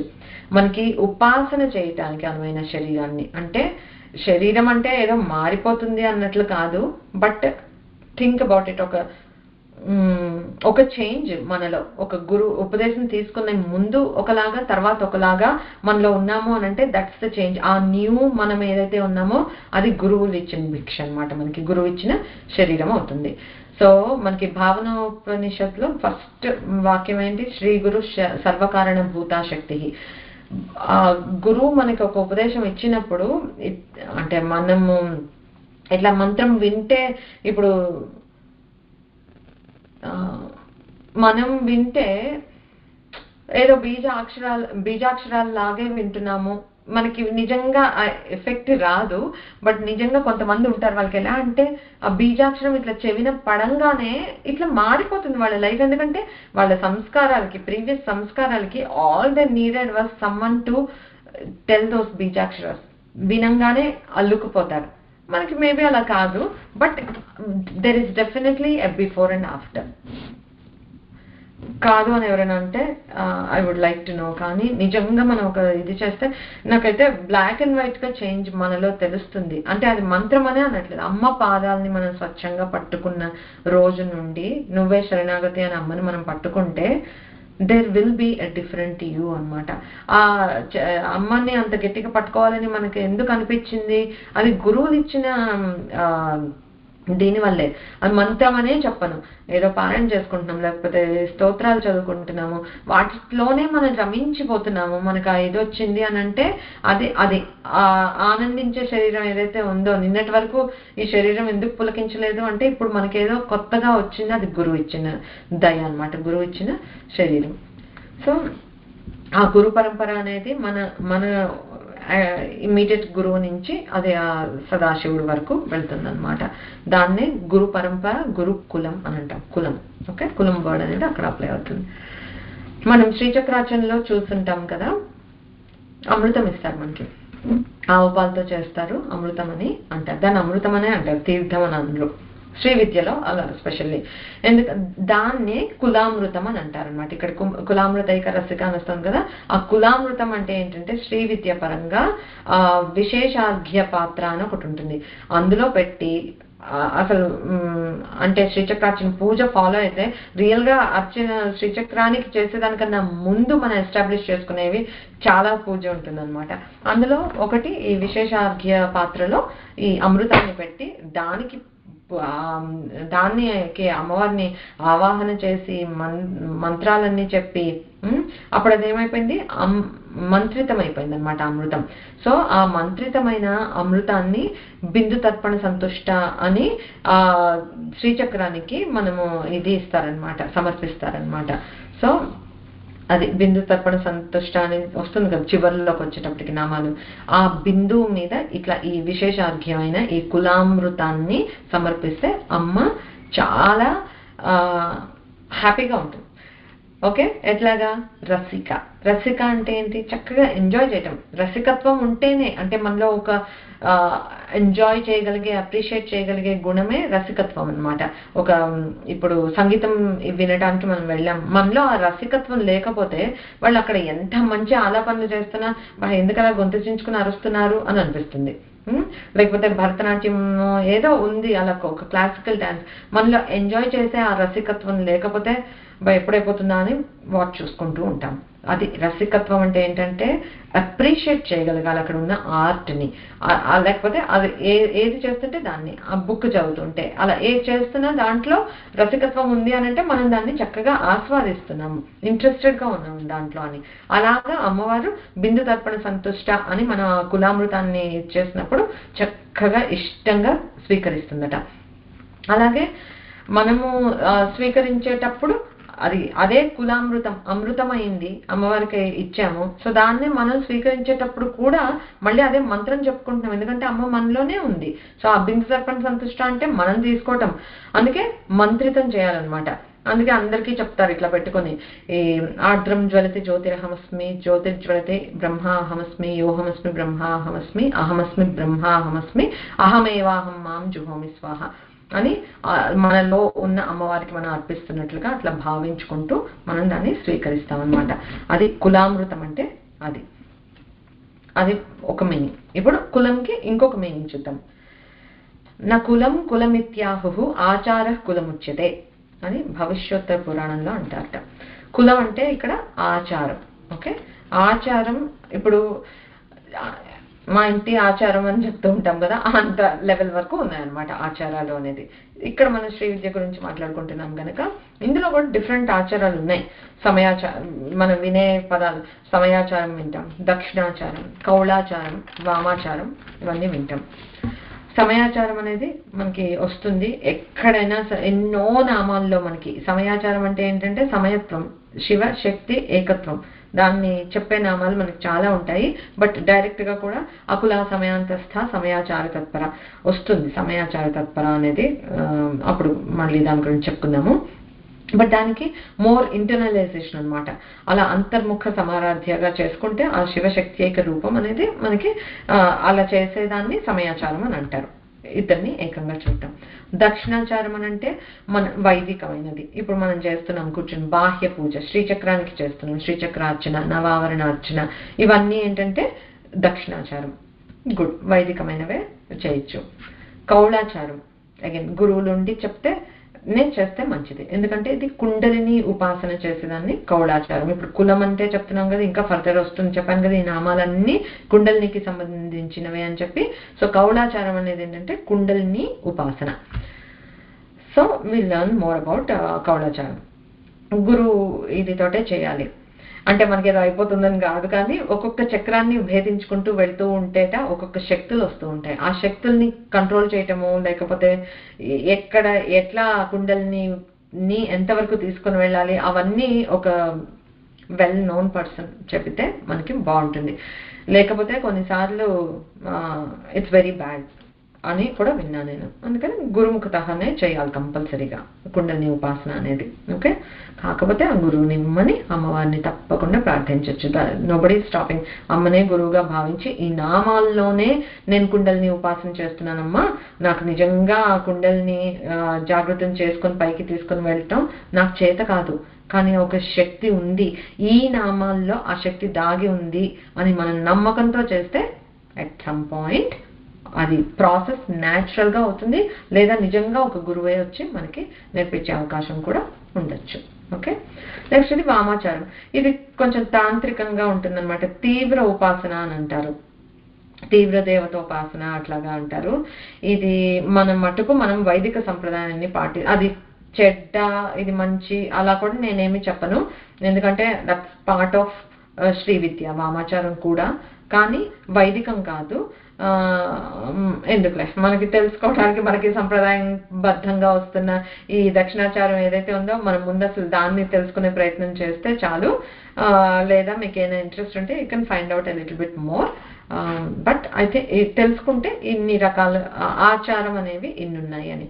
సో ఇక్కడ ఎందుకు చెప్తున్నాను అని అంటే, సో ఇప్పుడు ఒక్కొక్క ఆచారాన్ని బట్టి నేను అమృతంగా ఏం ఆఫర్ చేస్తున్నాను అనేది మారుతుంది. ఓకే, సో ఈ దక్షిణాచారంలో మనం చెప్పుకున్నాము అమృతం అని అంటే ఏంటి, ఆవు పాలతో చేసింది అది అమృతమైంది.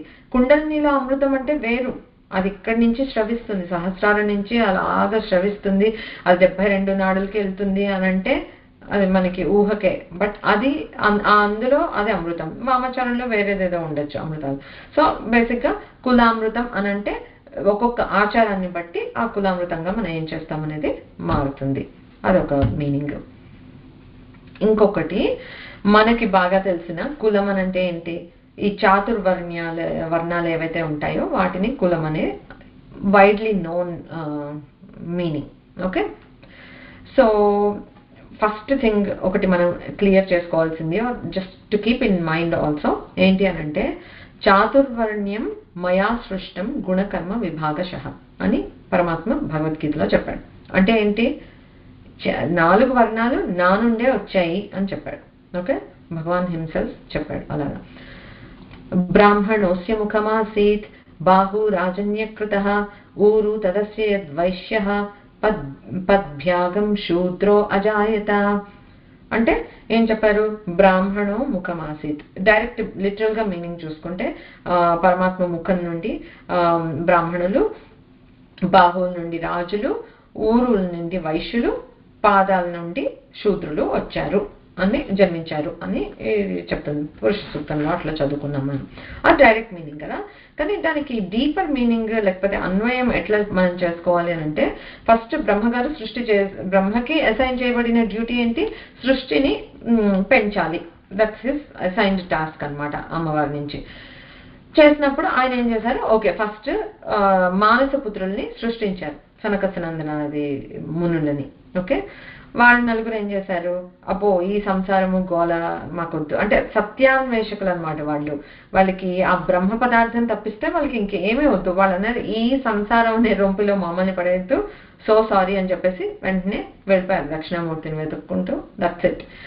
బ్రహ్మకు అర్థం కాలే, ఇలా అయితే సృష్టి ఎలా కంటిన్యూ అవుతుంది చెప్పమా అని చెప్పి మళ్ళీ కంటిన్యూ చేశాడు. ఈసారి ఏం చేశారు, దేవతలు, ప్రజాపతులు, ఋషులని క్రియేట్ చేశారు. వీళ్ళు కూడా సత్యాన్ని అన్వేషించే వాళ్లే. అంటే సాత్విక ఇదే ఎక్కువ ఉంది వాళ్ళకు కూడా, బ్రహ్మ తేజస్సుతో వెలిగిపోతూ ఉన్నారట, అందుకని బ్రాహ్మణులు అని అన్నారు. ఓకే, సో ఫస్ట్ వాళ్ళనే సృష్టి చేశారట. సో వాళ్ళు మెల్లగా ఆ వంశం వృద్ధి అవుతూ వచ్చింది కొద్దిగా. So they are not like completely సనత్ కుమారులు వాళ్ళలాగా వెళ్ళిపోలేదు, ఉన్నారు ఈ సంసారంలో, వంశం అభివృద్ధి చెందుతూ ఉంది. సో అలా చెంది కేమ్ టు ఎ పాయింట్, ఈ వీళ్ళు ఏదైతే సంపాదించిన ఈ సత్వస్తువు గురించిన జ్ఞానం ఏదైతే ఉందో దాన్ని ప్రొటెక్ట్ చేయాల్సిన అవసరం వచ్చిందనమాట.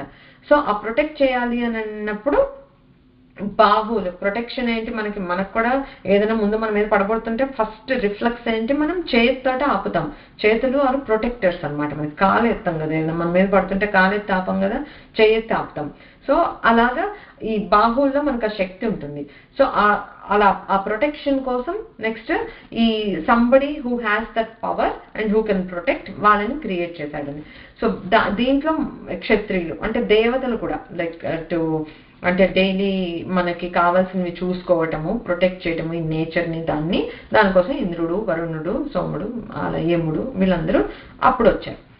తర్వాత అలా క్రియేషన్ ఎక్స్పాండ్ అవుతూ ఉండి ఓకే అయ్యాక డబ్బులు కావాల్సి వచ్చింది. ఆ డబ్బులు మేనేజ్మెంట్, దాన్ని దాచిపెట్టడము, లేకపోతే వస్తువులు విక్రయం చేయడం కావాల్సి వచ్చింది.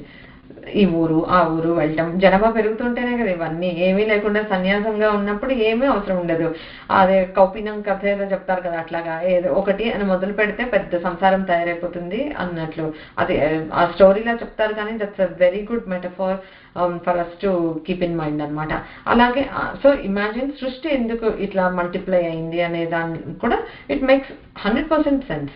సో అయితే ఏమైంది, ఇప్పుడు అలా సీక్రెటివ్ గా ఉండాలి కదా. ఇప్పుడు వ్యాపారం చేస్తున్నాము అని అంటే నువ్వు ఎంత కొన్నావు, నువ్వు ఎంత కమ్మావు, అవన్నీ కొంచెం ట్రాన్స్పరెన్సీ కంప్లీట్ గా ఉండదు.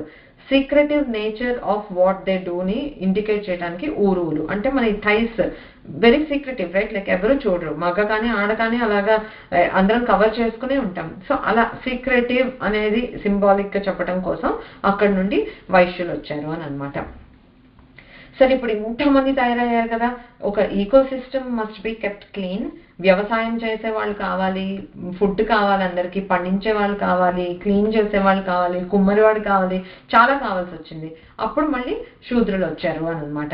వాళ్ళకి పాదాల నుంచి వచ్చారు అని అన్నంత మాత్రాన తక్కువ చేసి, that's the unfortunate way how Britishers have implied the cast system అనేది. మనకి లేదు ముందు, బ్రిటిషర్స్ వచ్చాక వాళ్ళు చూసారు, ఓ వర్ణ వ్యవస్థ అనేది వీళ్ళకి ఇలా అవుతుంది, దీన్ని యూజ్ చేయాలి ఒక వెపన్ లాగా అగేన్స్ట్ దెమ్ అని అనుకుని వాళ్ళు ఈ కుతంత్రాన్ని రచించి మనందరిలోకి అట్లాగా క్యాస్ట్ సిస్టమ్ అనేది ఎక్కిచ్చారు. ఇంకా ఇప్పటికీ కూడా పట్టుకొని వేళ్లాడుతున్నారు అందులో. ఇంకా ఇంకా సెక్షనల్ గా అయిపోయి ఇది చేయటం తప్పితే nobody is thinking beyond that. Okay, చాలా బ్యాడ్ గా వక్రించుకుని అన్వయించుకున్నాం అనమాట మనం.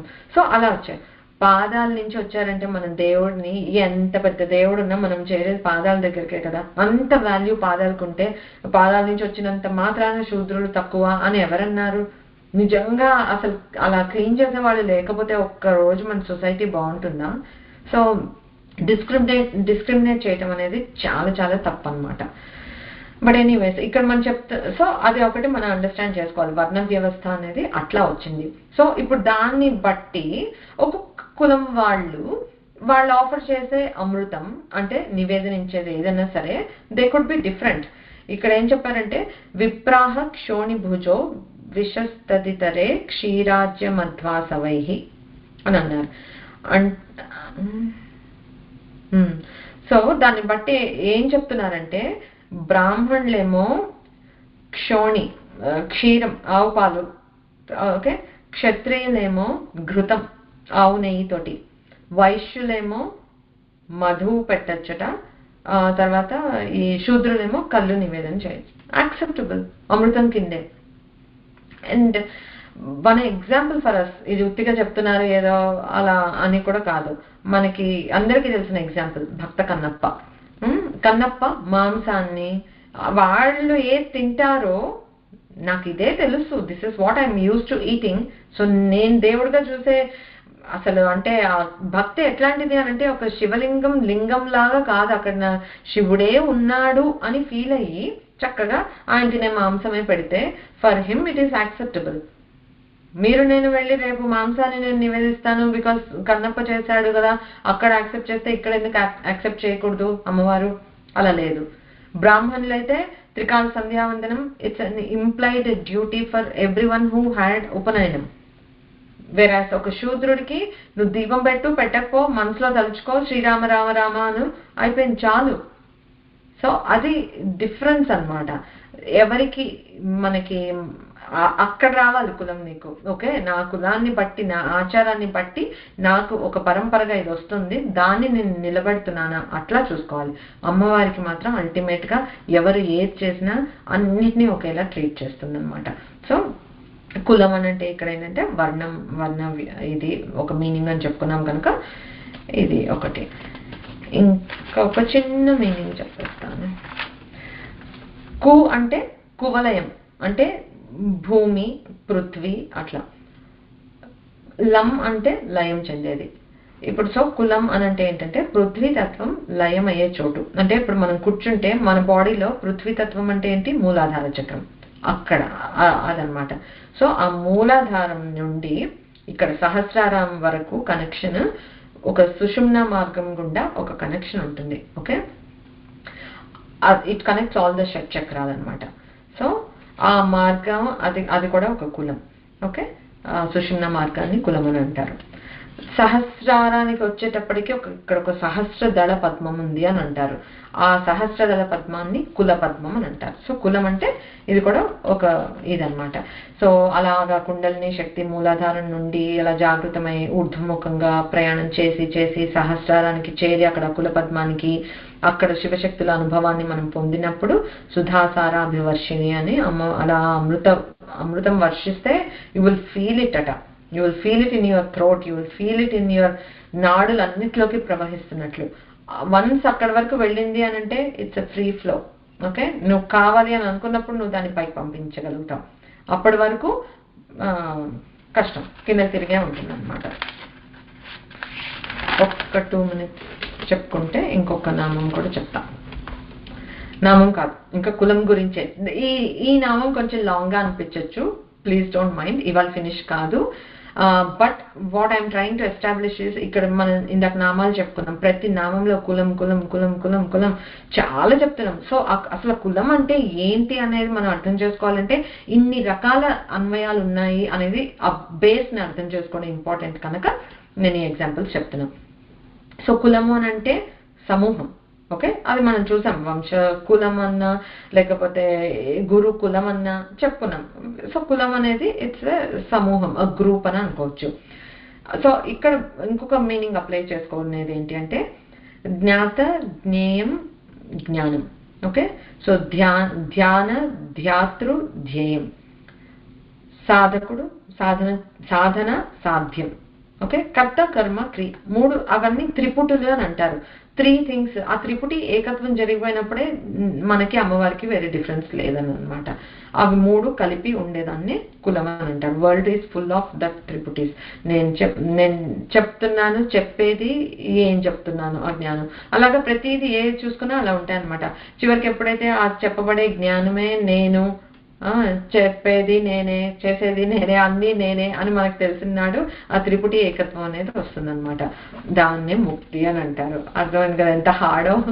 మనం ఎప్పుడు ఈ దేహంతో మనము అని అనుకున్నంత కాలం ఇట్ లుక్స్ ఏమో థియరిటికల్ గానే ఇచ్చేయగలం, కానీ అనుభవానికి వస్తుందా రాదా అనేది చెప్పలేము. ఈ త్రిపుటి నుండి బయటపడటం doesn't seem like very easy. But ఆ 3 ఏకమై అంటే అదే రియలైజేషన్. అది అయిన నాడు దట్స్ ద ముక్తి. అప్పుడు అందుకే అంటారు జీవన్ ముక్తి అని. మనకేమి మోక్షం అంటే చచ్చిపోయాక వచ్చేది అనేది వెరీ రాంగ్ నోషన్ అనమాట. జీవన్ ముక్తులు ఎంతో మంది మన కళ్ళ ముందు మనం చూసాం. ఒక రామకృష్ణ పరమహంస, లేకపోతే ఒక తాడేపల్లి రాఘవనారాయణ శాస్త్రి గారు చక్కగా గృహస్థాశ్రమంలో ఉన్నారు, ఆయన జీవన్ముక్తులే. ఆ తర్వాత మన రమణ మహర్షులు, వీళ్ళు ఎంతమంది ఉన్నారు జీవన్ముక్తులు. హాయిగా ముక్తి చెంది వాళ్ళేం మాయమైపోలే. ప్రారంధం ఉన్నంత కాలం ఈ దేహం నిలుస్తుంది, బట్ నా రియలైజేషన్ కి దేహం అడ్డు కాదు అని వాళ్ళు ప్రూవ్ చేశారు మనకి. నెక్స్ట్ ప్రారంధం, ఇది ఇలా రాసి పెట్టింది, ఇది అయ్యే వరకు తప్పదు నాకు బాడీలో ఉండటం, ఈ వెహికల్లో, ఈ మీడియంలో ఉండటం అనేది తప్పదు అని యాక్సెప్ట్ చేసేసి ఉంటారు. అప్పుడు వాళ్ళకి ఆ బాడీ నేను అనే స్పృహ ఉండదన్నమాట. ఆ ఆత్మ ఈ బాడీలో టెంపరీగా ఉన్నాను అని ఫీల్ అవ్వగలుగుతారు. సో దాన్నే ముక్తి అని అంటారు అనమాట. ఈ 3 కులం, ఈ 3 ఏకమైనప్పుడు కలిగే ఆనందం ఏదైతే ఉందో అది ఒక అమృతం అనమాట. సో కులామృతైక రసిక అంటే ఈ కులం అంతా త్రిపుటిలో ఉండే ప్రతిదీ అమ్మవారే కదా. అలాగా అధివశించి అంటే అన్నిట్లో నిండిపోయి ఉన్నది అమ్మవారే. ఆ అమృతాన్ని స్రవింపజేస్తుంది, ఆ ఆనందం ఇచ్చి దాని ద్వారా వచ్చే అమృతం కూడా అప్పుడు ఆ అమృతాన్ని అమ్మ ఎంజాయ్ చేస్తుంది. అది రసిక. ఓకే, సో అది కులామృతైక రసిక అంటే ఇంకొక మీనింగ్. ఇంకొకటి చెప్తా. ఇప్పుడు మన బాడీలో చూసుకుంటే షట్చక్రాలు ఉన్నాయి, అందరికీ తెలుసు కదా. మూలాధారము, స్వాధిష్టానము, మణిపూరము, అనాహతము, విశుద్ధి, ఆజ్ఞాచక్రం, 6 చక్రాలు ఉన్నాయి. చక్రాలన్నింటినీ కలిపి కులం అని అంటారు. ఓకే, సో మనలో ఈ కుండలిని శక్తి అనేది ఈ చక్రాలని ఈ మన స్పైన్ ని అంటి పెట్టుకుని ఉంటుంది. అలానే స్పైన్ సర్జరీ చేస్తే కనిపిస్తుందా? వెరీ సూక్ష్మ తమం, కనిపించదు అసలు అనమాట. Extremely subtle, you can't see it.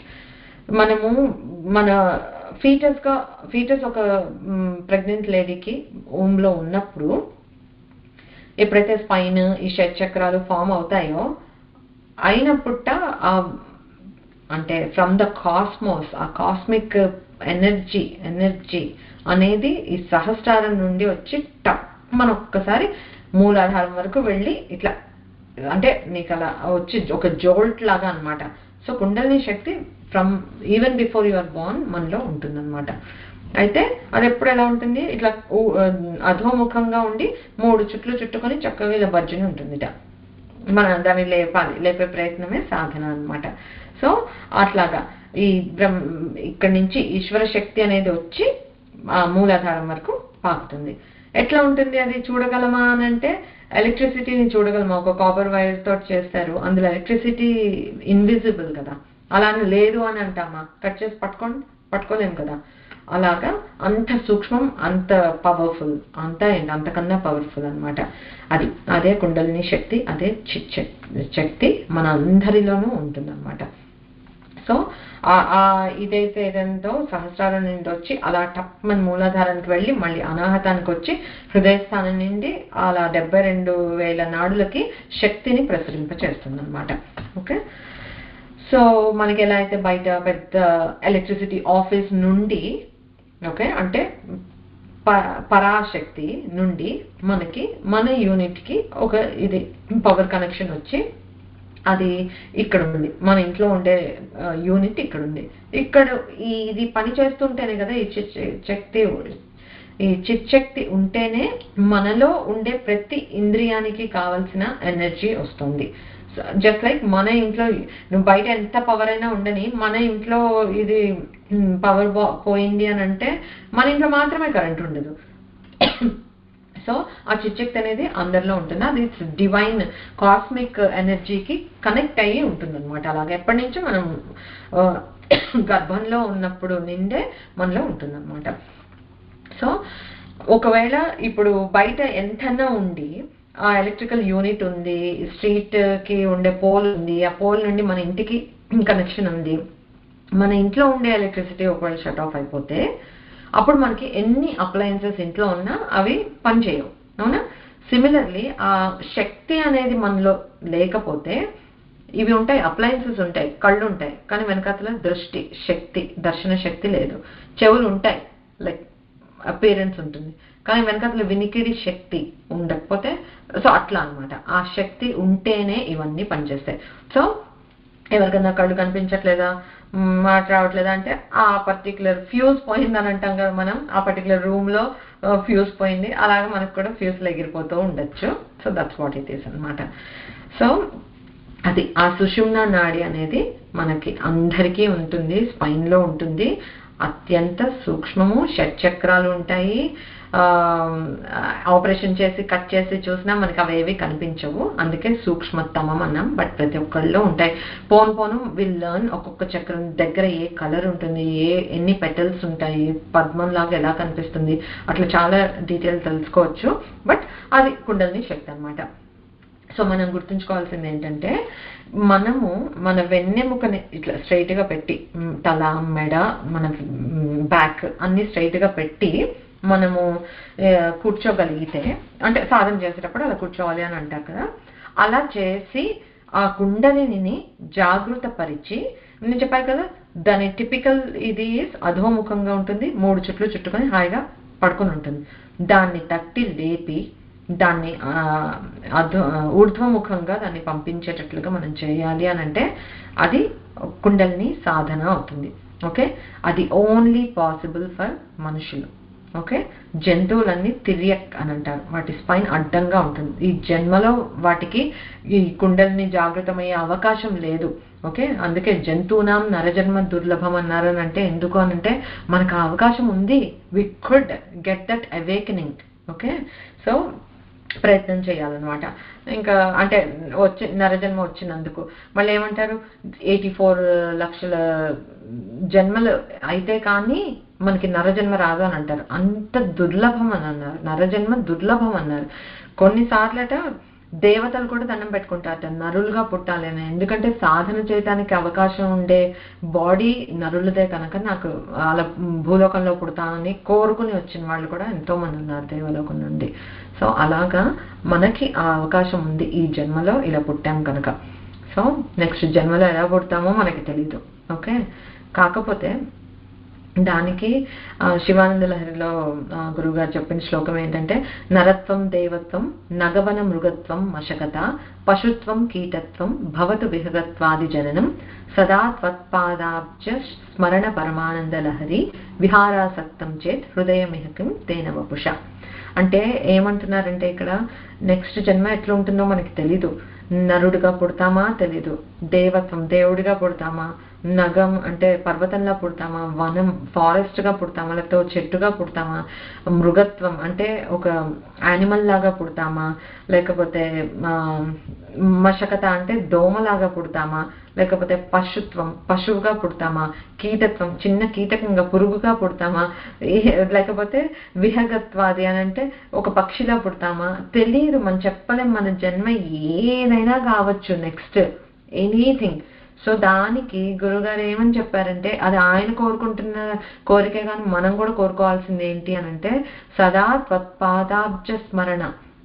ఎప్పుడు నేను ఏ జన్మైనా ఎత్తని, ఏ బాడీలో అయినా పుట్టని, నాకేం పర్వాలేదు. ఎందుకంటే మనం గట్టిగా దండం పెట్టుకోవాల్సింది ఇలాగే. ఎందుకంటే మనకేం మోక్షం వచ్చేస్తుంది ఈ జన్మలో అన్నంత లెవెల్లో మన సాధన ఉంటుందో లేదో, ఉండదు అని నేను అనట్లేదు, ఉంటుందో లేదో. ఉండనప్పుడు మళ్ళీ జన్మ తథ్యం. సో నరజన్మ పుట్టిందా తల్లి ఉపాసనలో, ఇక్కడి నుంచి ఇంకో స్టెప్ జారిపోనివ్వకు. ఓకే, ప్లీజ్ ఇక్కడి నుంచి మొదలు పెట్టచ్చు. మళ్ళీ నన్ను ఎల్కేజీ నుంచి స్టార్ట్ చేయమంటే మళ్ళీ ఇక్కడి వరకే వస్తానేమో అనే భయం. సో దానికి దండం పెట్టుకోవాలి. లేదు, నా ఈ టైప్ ఆఫ్ బ్రతుకుకి డెఫినెట్లీ నరజన్మ రాదు. వస్తుందో రాదో చెప్పలేం మనం. రానప్పుడు ఈ జన్మల్లో ఇక్కడ చెప్పిన ఏ జన్మ వచ్చినా పర్వాలేదు, నాకు I'm okay with that. But as long as నా మనసు ఎప్పుడు నీ పాదాల దగ్గరే ఉండేటట్లుగా చేయి. నన్ను ఏ వెహికల్లో ఉన్నా పెట్టు, పర్వాలేదు అని. బహుశా ఇప్పుడు మనం కొన్ని వింటూ ఉంటాం, ఏదో గుడికి వచ్చి, అంతెందుకు మనకి కాళహస్తి, శ్రీ కాళహస్తి స్టోరీ తెలుసు కదా. అందులో మనకి ఒక ఏనుగుకి, ఒక సాలెపురుగుకి, వాళ్ళకి ఎలా వచ్చింది ఈ సంస్కారం, పూజ చేయాలి అనే సంస్కారం? బహుశా ఇలా పూజించారేమో వాళ్ళు లాస్ట్ జన్మలో. ఏమని, ఏ బాడీ ఏదన్నా కానీ నాకు మాత్రం నీ పాదాల పట్ల భక్తి ఉండేటట్లు చూడని. So those are all examples అనమాట. సో మనం కూడా అలాగే గట్టిగా దండం పెట్టుకొని, ఎప్పుడు ఏ జన్మ ఇచ్చినా పర్వాలేదు కానీ అసలు ముందు ఈ జన్మలో it's very easy to fall of track. Okay, భక్తి టైం కుదిరినప్పుడు, అంత బాగానే ఉన్నప్పుడు భక్తి, నేను కొంచెం కష్టం వచ్చినా ఐఎమ్ బిజీ, లేకపోతే కొంచెం సుఖాలు ఎక్కువైపోయినా దాంట్లో బిజీ అని ఫస్ట్ డ్రాప్ ఆఫ్ చేసేది మనం పూజని, లేకపోతే ఈ స్పిరిచువల్ మార్గాన్ని పక్కన పెట్టేస్తాం. ఇంకా టైం ముందులే చూసుకోవచ్చు అని. టైం ఉందని గ్యారంటీ లేదు. సో పక్కకు అస్సలు పెట్టకుండా మనం ఒక డిసిప్లిన్ తోటి చక్కగా అలవాటు చేసేసుకున్నాము అని అంటే కనుక ఎప్పటికీ మన పాదాల మీద దృష్టి పెట్టాలి. ఎప్పుడో పోయే టైంలో, అవసాన దశలో నాకు అది అమ్మ గుర్తు రావాలి అని అంటే ఇప్పటి నుంచి మనం రోజు ప్రతి క్షణము గుర్తు చేసుకోకపోతే అప్పుడు కూడా గుర్తురాదు. సో మనం ఇలా దండం పెట్టుకోవాలన్నమాట రోజు. అలాగే మనం ఇప్పుడు అందరూ అమ్మవారిని ఎప్పటికీ అమ్మ పాదాల నుండి మన దృష్టి ఎప్పుడు మరలకుండా సదా అమ్మ పాదాల దగ్గరే మన మనసు ఉండాలి అని కోరుకుంటూ we'll pause here. Om Purnamadah Purnamidam Purnat Purnamudachyate Purnasya Purnamadaya Purnamevavashishyate. Om Shanti Shanti Shanti. Harihi Om Shri Gurubhyo Namaha. Harihi Om. Shri Matre Namaha.